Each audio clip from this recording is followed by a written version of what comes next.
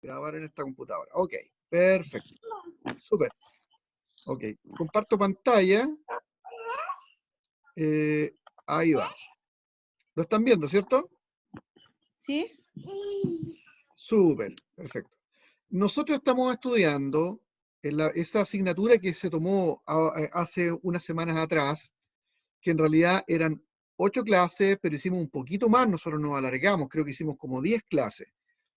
Es una materia que calza dentro de un programa más grande de estudio panorámico de todo el Nuevo Testamento, y en realidad del Antiguo y el Nuevo Testamento, que son asignaturas que nuestro seminario dicta los primeros años del seminario. Entonces, nosotros vamos como dando vuelta, ¿no?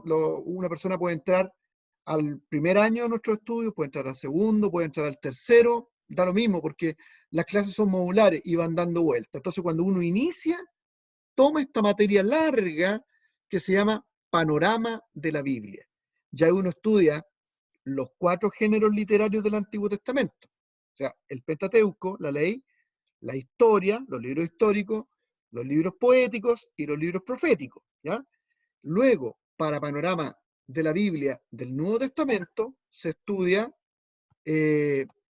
los evangelios y los hechos, va juntos. Y luego se estudia las cartas o epístolas, y luego el Apocalipsis con una mirada panorámica. ¿Estamos? Entonces, ¿qué es lo que estábamos haciendo nosotros? Estábamos viendo esa parte de panorama de la Biblia, los evangelios y los hechos, pero no es una asignatura específica de los hechos, porque nuestro curso también tiene una asignatura completa para Hechos de los Apóstoles que va con una valoración de 2 unidades académicas aparte. O sea, se estudia durante los 2 meses solo el libro de Hechos. En este caso, acá en este panorama de la Biblia, solo va con la finalidad de explicarnos cuál es el nexo que hay entre los evangelios y este libro histórico llamado los Hechos de los Apóstoles.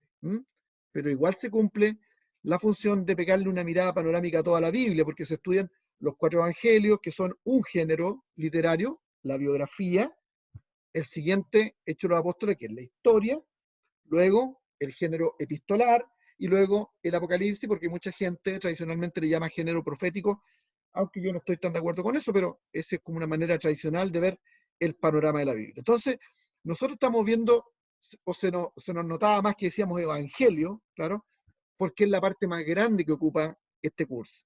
Entonces, ¿qué hicimos nosotros? Bueno, nos adentramos a tratar de cubrir estos objetivos durante el curso que nosotros vimos. Al terminar el estudio de esta lección, el estudiante será capaz de describir las diferentes perspectivas de cada evangelio. Claro, nosotros hicimos eso.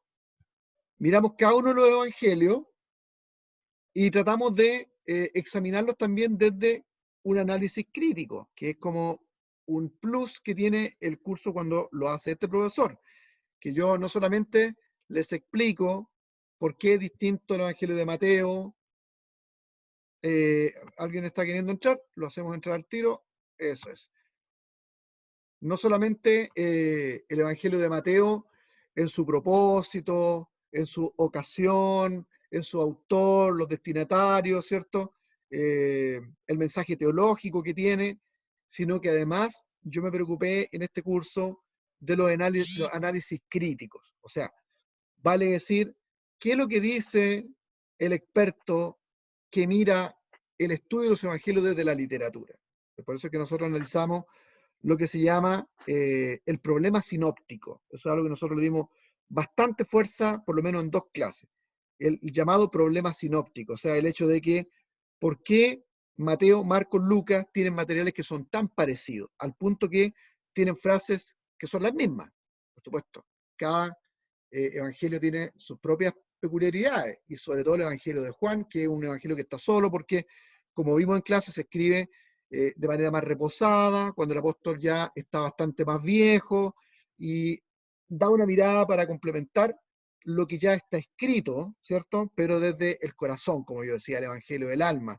Escribe el amigo, el que se recostaba al lado de nuestro Señor Jesucristo, y al cual el Señor le consideraba, ¿cierto?, como el Hijo amado. Entonces nosotros cubrimos este objetivo que aparece aquí, el primero, describir las diferentes perspectivas de cada evangelio. Eso lo vimos. Entonces vimos el evangelio de Mateo, el evangelio de Marcos. De ahí, cuando vimos el evangelio de Marcos, tocamos bastante el tema de la teoría marcana, que también es otro agregado que yo puse como profesor a este curso. O sea, la razón mayoritaria que tenemos nosotros para dar cuenta de esta similitud que hay en los evangelios sinópticos. Y el hecho de que la mayoría de los especialistas piensan, del siglo XVIII en adelante, que Mateo es el que da origen en cuanto a materiales a los evangelios de Mateo y de Lucas. Sería Marco, entonces lo que se denomina teoría marcana.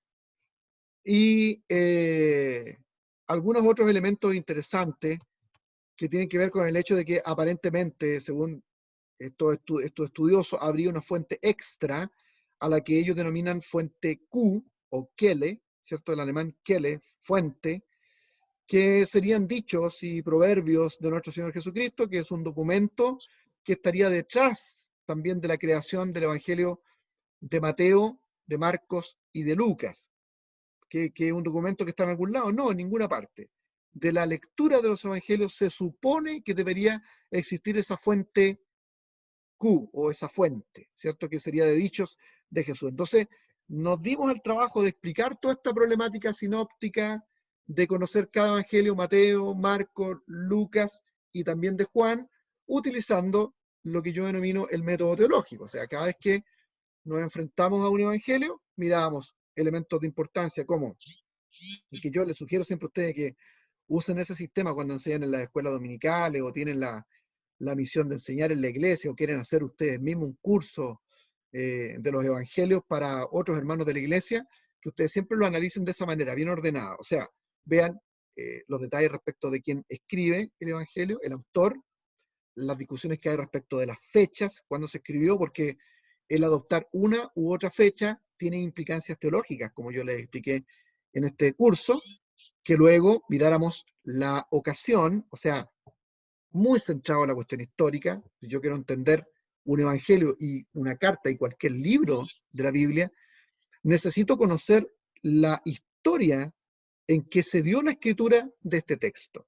Entonces, tenemos autor, fecha, ocasión, o sea, qué estaba pasando, la cuestión histórica que le rodea, ¿verdad?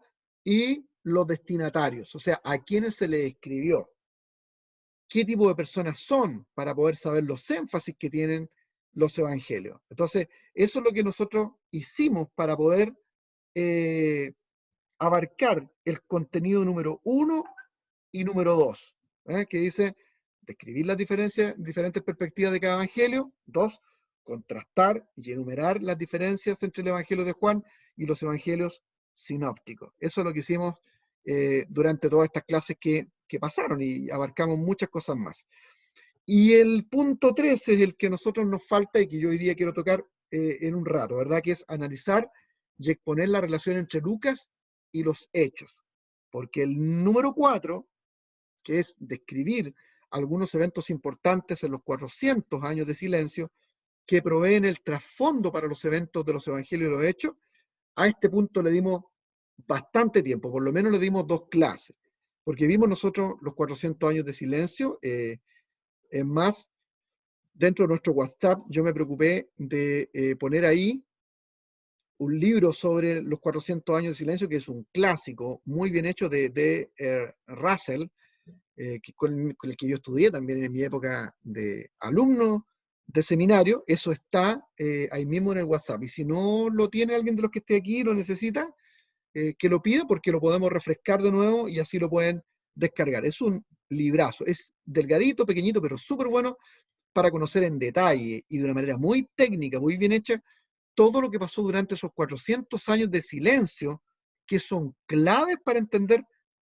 el contexto en el que se escriben los evangelios y los hechos de los apóstoles. Entonces ahí hablamos de los imperios y naciones circunvecinas con las cuales se relacionó Israel en su historia y que permiten comprender por qué surgieron las sectas de Israel, como los fariseos, los saduceos, los herodianos, los esenios, de los cuales también ustedes hicieron tareas, investigaciones, biografías, etcétera, y que dan cuenta del desarrollo del pensamiento teológico, del pensamiento y perspectiva filosófica que tuvieron los israelitas en este proceso de desear que llegara el Mesías pronto, ¿eh? Porque eso es lo que ocurre con los evangelios. Los evangelios son la manifestación del Redentor que había sido prometido en el Antiguo Testamento, por lo menos desde la perspectiva cristiana. Los israelitas que no aceptaron, Israel nación, que no aceptaron que Jesús de Nazaret era el Mesías, ellos no se hicieron cristianos, se terminaron separando finalmente de cualquier cosa que se pareciera al cristianismo y siguieron con su religión adelante, el judaísmo.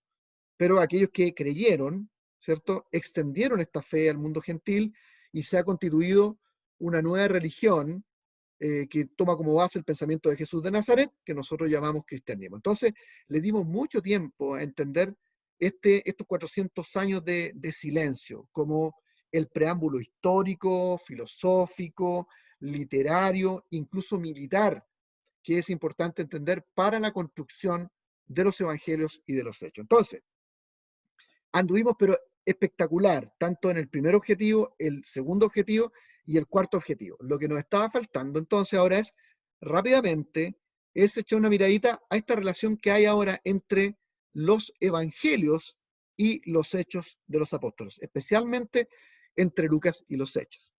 Pues bien, cuando les enseñé yo a ustedes los detalles sobre el Evangelio de Lucas, lo primero que les dije es que hay muchos especialistas que consideran que el Evangelio de Lucas, junto al libro de los Hechos, en primera instancia fue un solo texto, fue un solo tomo, por así decirlo. Que luego Lucas, con ocasión didáctica y pedagógica, habría separado haciendo una introducción al libro de los Hechos. ¿Esto por qué? Porque el destinatario es la misma persona. Teófilo, un alto dignatario, un personaje de la clase media alta, que aparentemente tiene una buena relación con este Lucas, que también es un hombre perfectamente educado, un griego de cuna, gran pensador, probablemente tenía el oficio de médico, un tipo muy especial que se habría convertido en la iglesia de Antioquía, donde se habría relacionado con Pablo y sus otros amigos, quienes habrían llegado a ministrar a esa ciudad para luego conformar juntos un tremendo equipo misionero. Se suma al segundo viaje misionero del apóstol Pablo, este Lucas, y como un personaje que ama la obra y acompaña al gran héroe de la historia de los Hechos de los Apóstoles, según mi mirada, ¿verdad? Luego se da al trabajo de hacer otras entrevistas a toda la gente que estuvo con Jesús, sobre todo los que estuvieron más cerca como sus discípulos, y desarrolla el Evangelio de Lucas para explicar todo concerniente a Jesús de Nazaret, a este amigo suyo, Teófilo, que está en el mundo de la nobleza romana. Y el Evangelio tiene esa especial característica, ¿no?, de que está hecho para poder convencer a este Teófilo de que el cristianismo le hace bien al Imperio Romano, siguiendo un poco el pensamiento de San Pablo. Si uno examina las cartas y sobre todo los hechos de los apóstoles, uno se da cuenta que San Pablo, como interés primario al escribir, tiene el objetivo de tratar de hacer entender a todo el mundo de aquel entonces que el cristianismo no es peligroso para el imperio. Creo que en algún momento yo les expliqué a ustedes que por esta misma razón que yo expreso, es que uno no podría decir de ninguna manera que el Evangelio tiene connotaciones guerrilleras o tiene connotaciones de liberación o de teologías de liberación, que a todo esto a mí me parecen reinteresantes las teologías de liberación. La teología de liberación es una teología latinoamericana muy interesante, es una producción propia nuestra, probablemente lo único que tenemos en términos teológicos, y a mí me gusta observarla, aprender algunas cosas interesantes ahí, pero no estoy de acuerdo con eso. Yo no creo que el Nuevo Testamento deba ser analizado en términos de paradigmas de liberación. Ahí hay más bien una aplicación de el método científico marxista para leer el Evangelio. Es interesante, como digo, pero de ninguna manera, sobre todo al ver el pensamiento de Pablo, la construcción de los Evangelios, la escritura de las cartas y cómo se narran los hechos de los apóstoles, no nos daría ninguno de estos libros para poder afirmar el hecho de que Jesús de Nazaret viene a inaugurar una especie de movimiento de protesta que valide algún tipo de revolución, de ninguna manera. ¿Por qué? Porque Pablo siempre está escribiendo con el propósito de que el Imperio Romano llegue a la comprensión de que el cristianismo no es peligroso romano.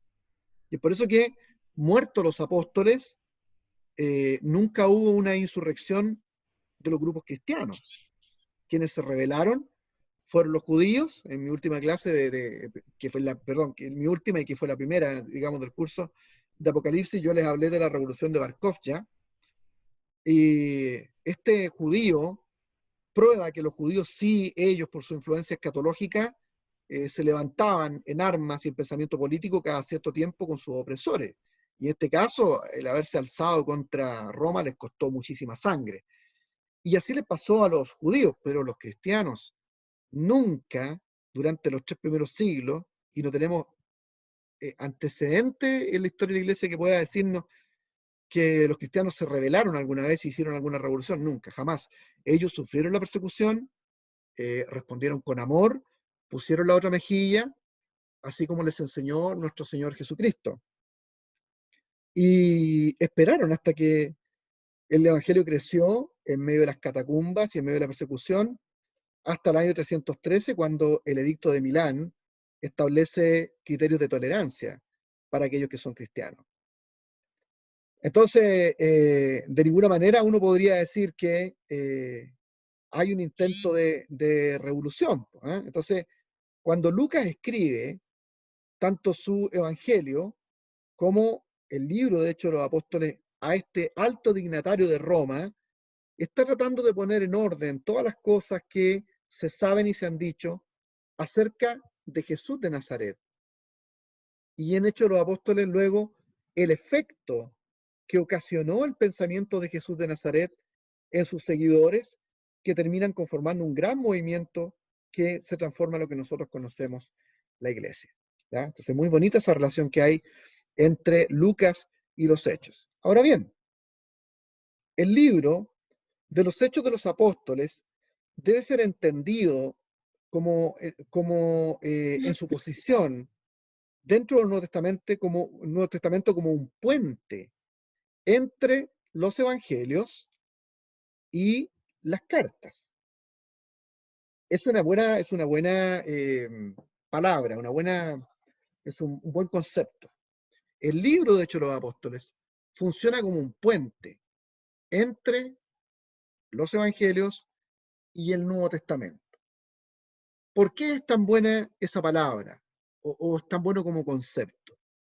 Porque si nosotros quitamos el libro de los Hechos de los Apóstoles, por eso que en este panorama de la Biblia se toca este aspecto de los hechos, o sea, se deja un pedacito para hablar de los hechos al lado de los evangelios. ¿Por qué? Porque si, por ejemplo, ustedes quitan los hechos de los apóstoles de la posición donde está, usted los saca, usted se queda con los 4 evangelios, que son la biografía de Jesús, de distintas perspectivas, la perspectiva de Mateo distinta, ¿cierto? Una perspectiva hacia el mundo judío, ¿verdad?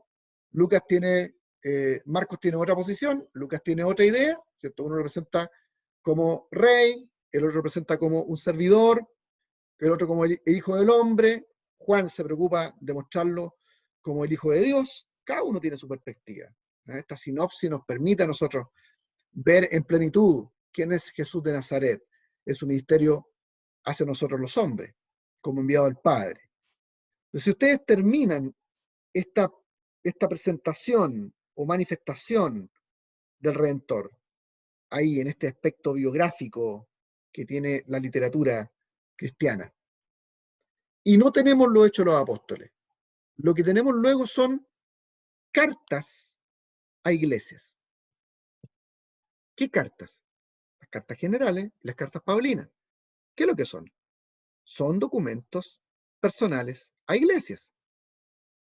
Pero si no está hecho los apóstoles, uno podría preguntarse, ¿y cómo surgió la iglesia de Corintio?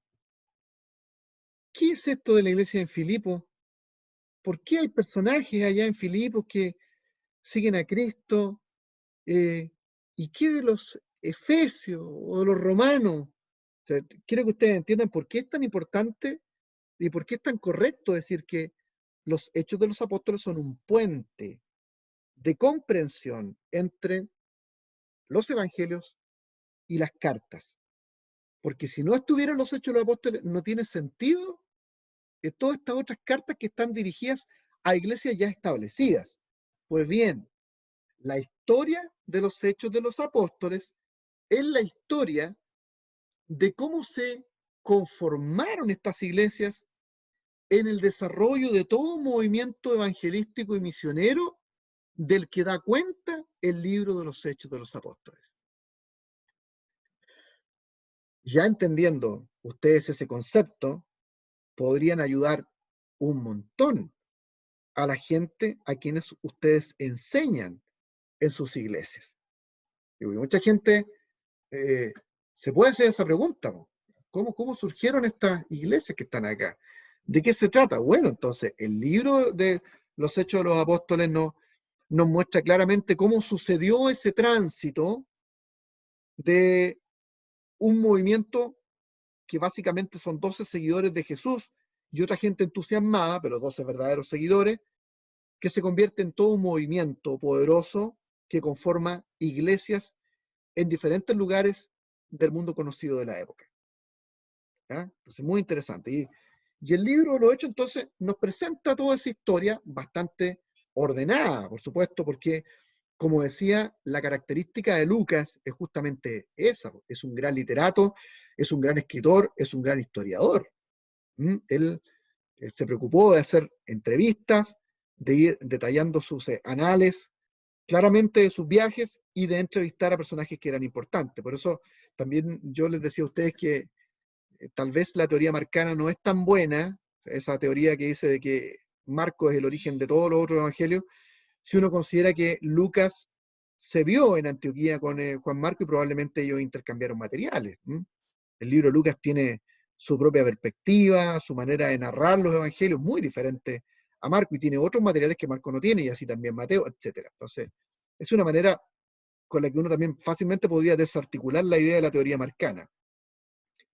El caso es que este Lucas es un caperuso escritor, y como hizo el Evangelio, así también hace hecho los apóstoles para poder explicar de manera muy ordenada e histórica cómo se entiende esta relación que hay entonces entre este movimiento que comienza con 12 personajes que siguen a Jesús de Nazaret para luego estar en presencia de un montón de iglesias establecidas a las cuales el apóstol les escribe para poder solucionar problemas que ya tienen. O sea, no solo existen iglesias que tienen grandes problemas y a las cuales se les escribe con la finalidad de que solucionen sus problemas. Que las cartas, mis queridos, las epístolas, ¿cierto? Son cartas y son epístolas. Yo les he explicado eso a ustedes. Son cartas porque son documentos personales. Su primera comprensión está en el hecho de que trata de resolver cuestiones específicas de esa gente. Los corintios tenían sus problemas, los efesios tenían sus problemas, los romanos tenían sus problemas, sus necesidades, y se les escribe específicamente a ellos. Por eso son cartas. Pero luego, como estos documentos se convierten en enseñanza para todas las generaciones, adquieren un carácter epistolar. Eso es una epístola. La diferencia entre una carta y una epístola, creo que yo les he explicado esto a ustedes antes. Eso es muy importante. Entonces, el libro de los Hechos de los Apóstoles va a ser fundamental para entender esa aparición de las iglesias y todos estos problemas que presentan estas iglesias. Ahora, son problemas que tienen las iglesias porque las cartas tampoco son tratados teológicos. Su función primaria no son ofrecernos una explicación detallada y sistemática de cada una de las doctrinas cristianas. No, ese trabajo lo han hecho los padres de la iglesia en los primeros siglos. Lo que han hecho es tomar los temas que hay, un mismo tema que hay en diferentes cartas y lo han sistematizado y los han arreglado, pero en las cartas no hay un arreglo sistemático de la teología y de la doctrina, ¿no? Sino que simplemente son cartas para solucionar problemas puntuales de las iglesias. Entonces, ahí está, po. Hechos de los Apóstoles explica cómo surgen estas iglesias de las que ahora hay que escribirles para solucionar problemas específicos que ellas tienen. Lucas lo hace de manera magistral en el texto de Hechos de los Apóstoles, porque nos presenta muy conectado el libro de los Hechos a su evangelio. En su evangelio termina él hablando de la resurrección de nuestro Señor Jesucristo, de las instrucciones que da durante unos días, unos 40, 50 días que él está con sus discípulos luego de resucitado, apareciéndosele a más de 500 personas y luego ascendiendo a los cielos. Así se presenta, retoma la historia Lucas en los Hechos de los Apóstoles. Y es por eso que se cree que en un principio eran un solo volumen, porque parte con la misma historia que terminó. Si ustedes miran el Evangelio, el final del Evangelio de Lucas, y miran el comienzo de Hechos de los Apóstoles, se van a dar cuenta que está pero completamente encadenado. Está hablando lo mismo. Y parte los Hechos de los Apóstoles hablando de esa situación, de la ascensión de nuestro Señor Jesucristo y de la orden que les dio a sus discípulos y a sus seguidores de que no se apartaran de Jerusalén, que esperaran la venida del Espíritu Santo. Y cae el Espíritu Santo en Pentecostés, ¿cierto? Y comienza un movimiento extraordinario, con una reinterpretación, con el sentido pleno, sensus plenior, también les he explicado este concepto, de Pedro, diciendo que esto que está aconteciendo, de que estos 120 en Pentecostés están hablando nuevas lenguas y predicando el Evangelio en idiomas que ellos no conocen a distintas personas que han llegado a Jerusalén, era una promesa dicha en tiempos de Joel, ¿no? Usando el sentido pleno o sensus plenior, Pedro dice: esto no están borrachos, sino que esto es cumplimiento de lo que dijo Joel, que en los posteriores tiempos iba a ser derramado el Espíritu Santo sobre toda carne.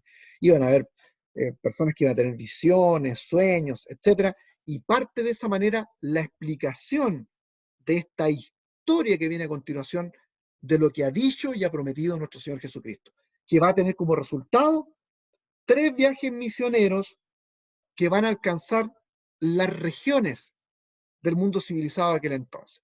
Me seréis testigos en Jerusalén, Judea, Samaria y hasta lo último de la tierra. Y así se puede entender el libro de los Hechos de los Apóstoles, siguiendo ese acomodo.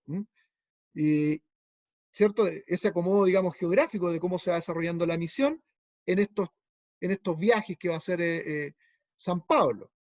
Y también desde la perspectiva de los personajes más relevantes dentro de este libro Hechos de los Apóstoles, que es, en primer lugar, el Espíritu Santo. En eso concuerda la mayoría de los estudiosos de este libro, dicen que el libro en realidad no debería llamarse Los Hechos de los Apóstoles, porque apóstoles casi no aparecen en este libro, salvo, digamos, teniendo una relevancia, salvo el caso de Pedro y, y San Pablo, que viene a ser un abortivo, ¿no? Un incluido a los apóstoles de nuestro Señor Jesucristo, un apóstol que llega de otra manera, llega derribado en Damasco, luego a ser perseguidor de la iglesia, pero él también ocupa la posición de apóstol. Pero nos muestra, ¿cierto?, entonces a estos dos personajes y no a todos los apóstoles. Por eso la mayoría de los estudiantes y eruditos dicen: no, debería llamarse Los Hechos del Espíritu Santo, porque es el principal actor dentro de este libro, moviendo el plan de Jesús de Nazaret. Y estos dos personajes que van a ser clave, porque si uno habla en términos geográficos, Jerusalén, Judea, Samaria, entonces uno puede decir Pedro, hasta el capítulo 12. De Hechos capítulo 1 al capítulo 12, Pedro va a ser el centro de la historia y del desarrollo de la predicación en estas regiones, hasta Samaria. Y cuando entra en escena San Pablo ya a esta historia, desde el capítulo 12 en adelante, entonces es la historia de hasta lo último de la tierra, como el evangelio, que parte en términos étnicos, muy arraigado al mundo judío, se transforma en un movimiento que se expande por toda la tierra. y luego doctrinalmente, ya con la entrada de Pablo fuertemente a esta historia del capítulo 12 en adelante, toma su centro o su giro doctrinal, haciéndonos ver que el Señor siempre había tenido su corazón en la fundación de la iglesia como el verdadero Israel, el Israel espiritual, y cambiando todos los paradigmas religiosos de cómo los veía el mundo judío. Ahí en el libro de Hechos de los Apóstoles va a ser crucial lo que ocurre en el capítulo 15, en el Concilio de Jerusalén, que es la reunión que marca la gran separación entre las dos religiones, entre el judaísmo y el cristianismo. ¿Por qué lo digo? Lo digo porque en una primera instancia, los primeros conversos a este movimiento, ¿cierto?, que se llamó los del camino, no se llamaba cristianos, después se le llamó cristianos, primero se le llamaba los del camino. Este movimiento, que está centrado en seguir el pensamiento de Jesús de Nazaret, cautiva los corazones de muchos judíos. Y los judíos son los primeros cristianos, pero con la entrada de San Pablo, el capítulo 12, y empezando a cumplirse el deseo del Señor de que este evangelio llegue a toda la tierra, hasta el último de la tierra, esa preeminencia de judíos que hay al principio empieza a ceder por una cantidad impresionante de gentiles, gente no judía, que acepta que Jesús de Nazaret es el Mesías y lo reciben como Señor y Salvador.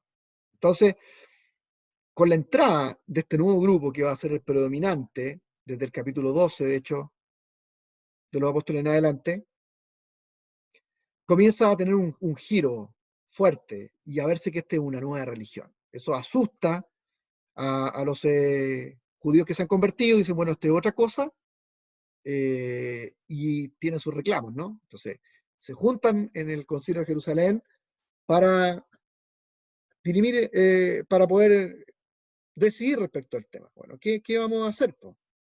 Y ahí San Pablo es muy claro en proponer de que esta es una nueva religión, que si el Espíritu Santo, que es el personaje más importante del libro de Hechos de los Apóstoles, es el Dios mismo, la tercera persona de la Trinidad, él no les ha pedido nada judío ni mosaico a los nuevos convertidos y los ha bautizado con poder y han tenido manifestaciones de la presencia del Espíritu en ellos. ¿Por qué los judíos tendrían que pedirle que guarden la ley de Moisés? Si el Espíritu mismo, el Señor, lo aceptó así, sin practicar cosas judías, ¿por qué entonces tendría que exigírsele cosas judías? Y ahí, en ese concilio, se marca la diferencia completamente entre el judaísmo y el cristianismo. ¿Sí? Va a haber una separación muy grande ahí. Va a quedar un grupo intermedio, que siempre digo medio porfiado, de judíos que van a seguir practicando leyes que Moisés estableció, pero a ellos se les va a considerar como herejes en los siglos que vienen en adelante. O sea, se les va a considerar gente que están fuera de la voluntad del Señor. Y me refiero yo sobre todo al movimiento ebionita. Y hay otro movimiento que se llaman elcitas. Yo lo he mencionado en mis últimas clases. Los ebionitas y los elcitas son judíos convertidos al Evangelio, pero que siguen practicando rituales del judaísmo. Y de estos todavía hay. O sea, no es una novedad de que las iglesias evangélicas todavía tengan gente que anda poniéndose atalíes, orando con atalíes, colocándose equipás o amarrándose las filacterías, queriendo ir a orar al Muro de los Lamentos, lo que me parece un viaje turístico muy bonito, pero no es un requerimiento de ninguna manera para la práctica del cristianismo. El cristianismo se despegó completamente de eso. O sea, Jesús fue claro en decir, ustedes oyeron, mas yo os digo. Jesús hace una reinterpretación de la ley, no dejó la ley, ¿cierto? No abrogó la ley, sino que en él se cumplió la ley. Y él le da una reinterpretación a todos los elementos del Antiguo Testamento. Sigue siendo para nosotros vital el Antiguo Testamento, pero no lo leemos igual que los judíos. Nosotros en cada parte leemos a Jesús de Nazaret. Eso no lo hace un judío no ve a Jesús de Nazaret ahí. Ellos están esperando su Mesías. Entonces lo que marca la diferencia entre estos dos grupos va a ser el Concilio de Jerusalén, el capítulo 15, por eso es tan importante el libro de los Hechos de los Apóstoles. Y entonces queda el mundo judío con su religión, el judaísmo, su Biblia, el Antiguo Testamento interpretado a su manera desde la historia de Israel. Nosotros lo usamos interpretado desde Jesús de Nazaret. Y con nuestra religión ya propia nuestra y con nuestros propios escritos, porque ya desde este movimiento en adelante, que da cuenta el libro de Hechos de los Apóstoles, los cristianos van a empezar a producir sus propios textos. ¿Cuáles? Los que hemos estudiado, los evangelios, los Hechos de los Apóstoles, las cartas y finalmente, ¿cierto? Ya en la década del 90 probablemente San Juan Apóstol escribe el Apocalipsis. O sea, cada uno tiene sus textos, sus libros de texto, lo que llamamos Nuevo Testamento, nuestros 27 libros, que fueron canonizados a través de un proceso largo, hasta el siglo IV después de Cristo, y el Antiguo Testamento reinterpretado a través del pensamiento de Jesús de Nazaret. Los judíos solamente su Tanakh o el Antiguo Testamento nuestro, que es lo mismo, pero leído e interpretado desde la historia de Israel. Se quedan separados los dos grupos. Los que quedan al medio quedan más bien como movimientos más bien heréticos, que yo digo permanecen hasta el día de hoy, o vuelven a aparecer este tipo de manifestaciones de gente que insiste en practicar cosas judías dentro del cristianismo. Ya para el año 90, después de Cristo, los judíos muy preocupados por el tremendo crecimiento de los cristianos, porque los cristianos son un movimiento que se caracteriza desde su primer momento en un movimiento expansivo y universal, o sea, que quiere convertir a todo el mundo. Y esa era la orden de Jesús de Nazaret. Vayan y prediquen el Evangelio en todas las naciones, enseñándoles que guarden todas las cosas. Y aquí yo estoy con ustedes hasta el fin del tiempo, pero la idea es esa. Vayan por todas las naciones, ¿cierto? Predíquenles, bautícenlos, enséñenles. Sí, claramente el deseo del Señor es hacer de esta religión una religión completamente universal. Crean sus textos, crecen en número, en influencia, impresionantemente, y los judíos, asustados, citan a su concilio en Yamnia, el año 90, después de Cristo, para definir cuáles son los escritos de ellos, porque muchos judíos todavía estaban empezando con este ánimo de leer los escritos cristianos. Los judíos se separan completamente el año 90. Ya había comenzado esto ahí en el capítulo 15 de Hechos de los Apóstoles. Ese es el comienzo de la ruptura final. La destrucción del templo de Jerusalén va a marcar un antes y un después, y el concilio de Yamnia termina por separar las dos religiones completamente. Bueno, el libro de los Hechos de los Apóstoles da cuenta entonces de todo este proceso. ¿Ah? Entonces, ¿se acuerdan lo que les dije en un comienzo? Por eso es un puente, es el puente que hay entre la biografía que habla de lo que hizo Jesús de Nazaret, de su enseñanza, de su ministerio, de su proclamación como el Mesías, predicho por el Nuevo Testamento, y luego una cantidad de iglesias que tienen sus propios problemas. Ahí está, Hechos de los Apóstoles, explicando todo ese proceso del nacimiento de la iglesia cristiana con todos estos grupos distintos en diferentes lugares del mundo conocido de la época y todos estos detalles de tipo doctrinal. No quiero decir con esto que Pablo, por ejemplo, se desdijo del mundo judío, no, de hecho, San Pablo ocupa como primera estrategia siempre llegar a una ciudad y llegar a la sinagoga. O sea, Pablo era profundamente proselitista. O sea, él se metía a la sinagoga para decirle: el Mesías que ustedes están esperando ya llegó, es Cristo. Una cantidad creía y se iba con él y levantaban una iglesia. Surgió una iglesia. Y los otros se quedaban en el judaísmo. Y algunos transitaban por esa vía intermedia que se puede expresar mejor como una especie de herejía, ¿no? Pero ese es el asunto. Entonces, si ustedes miran ahora la diapositiva de clausura, y que es la que usamos para comenzar este curso, vamos a ver que los objetivos están alcanzados en este curso. Vuelvo a repetir como comencé hace un rato atrás. Al terminar el estudio de esta lección, el estudiante será capaz de, 1, describir las diferentes perspectivas de cada evangelio. Muy bien. 2, contrastar y enumerar las diferencias entre el evangelio de Juan y los evangelios sinópticos. Por supuesto. Ahí está la teoría marcana, el problema sinóptico, la fuente Kehle, ¿sí? Y los detalles y propósitos de cada uno de estos libros que los diferencian. Como perspectiva, como panorámica, ¿cierto? Como sinopsis de la vida del maestro. 3. Analizar y exponer la relación entre Lucas y Hechos. Elementos que yo les acabo de explicar y que es como les puedo decir, es un apéndice en este panorama. Porque hay un curso entero dentro de nuestro seminario, vuelvo a repetir, que se llama Los Hechos de los Apóstoles y que dura 2 meses. ¿Vamos? Entonces, esta es una mirada que nos permite entender este libro, Los Hechos o la historia como género literario, como un puente entre la biografía y entre las epístolas o las cartas. Y el cuarto, que le dimos mucho a esto, describir algunos eventos importantes, describimos mucho más que algunos, en los 400 años de silencio, que proveen el trasfondo para los eventos de los evangelios y los hechos.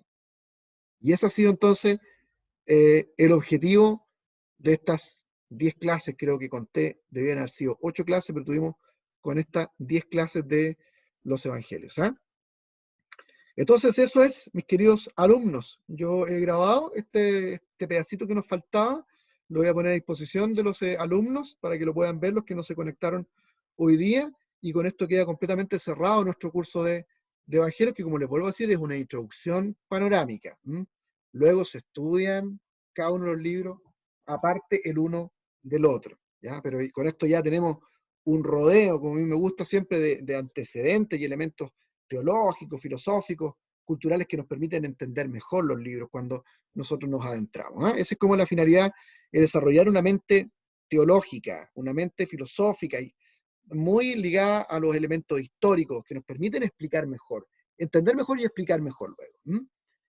Entonces, eso sería por ahora. Les recuerdo que ustedes todavía tienen tiempo hasta el martes para enviarme, ya el martes recibo las últimas tareas de los evangelios. Y ustedes pueden solamente mandar las tareas que están al final. Hay un examen del legajo que les mandé, hay un examen atrás que ustedes tienen que hacer y un cuadro comparativo. Esa es toda la tarea. Ahora, los que hicieron la biografía, investigaron, van a tener mucho mejor nota. Y si no alcanzan a hacer este otro que yo les estoy pidiendo, los voy a calificar con las otras tareas. Entonces ahí hay una ventaja, ¿no? Los que hicieron biografía o enviaron algunas tareas, les va a servir por si hacen a media esta o no alcanzaron completamente. Entonces haga todo lo que usted pueda de aquí al martes, y yo sé que todos están, hasta aquí los he revisado y todos están aprobando porque han hecho una u otra cosa o un poco de cada cosa, pero han estado en mis clases, que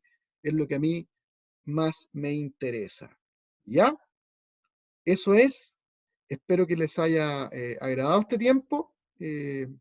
Damos por cerrado el curso con 10 clases, como les digo, y ya estamos a caballo de Apocalipsis. Así que creo que sí, les mandé el link de la primera clase de Apocalipsis para que usted la vuelva a revisar.